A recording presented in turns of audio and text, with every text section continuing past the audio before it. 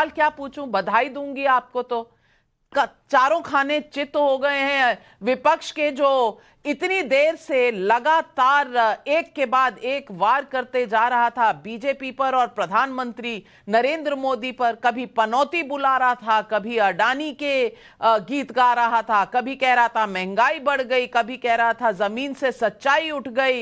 ये तमाम चीजें कहने के बाद अगर प्रधानमंत्री नरेंद्र मोदी का ये परफॉर्मेंस है तो आगे क्या कहेंगे?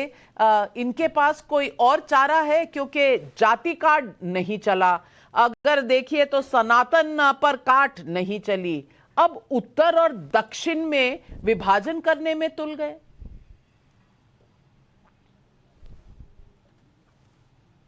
नाविका जी, सर्वप्रथम तो 5 प्रदेशों की जनता को मैं साधुवाद देता हूं, धन्यवाद देता हूं। उन्होंने पुनः श्री नरेंद्र मोदी जी और भारतीय जनता पार्टी को आशीर्वाद दिया है। यह अपने आप में ऐतिहासिक जीत है।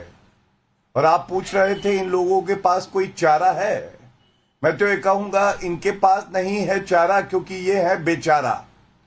बेचारा इसलिए बधाई केवल हमें नहीं है, बधाई नाविका जी आपको भी है। मैं बताता हूं क्यों। ये कहते थे कि लोकतंत्र भारत में खत्म हो गया है, लेकिन तेलंगाना में जब जीत जाते हैं तो लोकतंत्र जीवित हो जाता है। ये हमारे देश के चुने हुए प्रधानमंत्री को पनौती बुलाते हैं।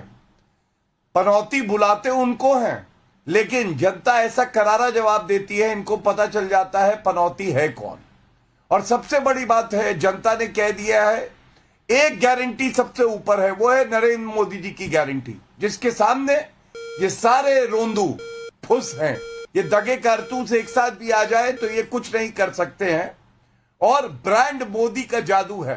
मैं पुनः कहूंगा, Modi brand is magic, Rahul brand is tragic. और ये जनता ने बता दिया है।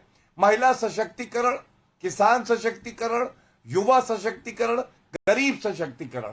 और जो लोग पनौती बुला रहे थे उनके लिए कहा है, ना मैं गिरा ना मेरी उम्मीदों के मीनार गिरे, ना मैं गिरा ना मेरी उम्मीदों के मीनार गिरे। नाविका जी, मुझे गिराने में कई लोग सही 100 बार गिरे, 100 बार गिरे। मैं सबसे पहले पूछना चाहती हूं आज अनुराग भदौरिया जी आपसे। अनुराग भदौरिया जी, बहुत आपने भूमिका बांधी, इंडिया गठबंधन बनाया, आप सारी पार्टियों को लेकर साथ हुए, कितने प्रहार किए। अगर आप हिसाब लगाएं तो शायद कहीं ना कहीं आपको कैलकुलेटर की जरूरत पड़ जाएगी, क्योंकि उंगलियों पर उन वारों की गिनती करना मुश्किल हो जाएगा। कैलकुलेटर निकालिए और बताइए कि जितने वार थे उनका जवाब आज पब्लिक ने दिया है। और जितने आपके आइडियाज थे, चाहे वो जाति हो, चाहे वो सनातन के बारे में जिस तरह से कहा गया, स्वामी प्रसाद मौर्य से लेकर उदयनिधि स्टालिन तक, तमाम चीजों के बाद आज जनता ने जवाब दिया है। मैं पूछना चाहती हूं, इसके बाद भी क्या इस देश में यह विभाजनकारी एजेंडा चलेगा कि जाति में बांट दो और अब उत्तर दक्षिण में बांट दो? देखिए, हमारा हमेशा से मुद्दा रहेगा कि भारतीय जनता पार्टी जो विभाजन की राजनीति करती है, नफरत की राजनीति, उसके विरोध में हम हमेशा से हैं। हमेशा से किसान की समस्या के साथ हम खड़े रहेंगे। चुनाव आते जाते रहेंगे, महंगाई बेरोजगारी पे हमारा मुद्दा वही रहेगा। और जाति जनगणना अभी भी मांग करेंगे कि समाज के अंदर में जाति जनगणना होनी चाहिए, जिससे सामाजिक न्याय मिल सके लोगों को।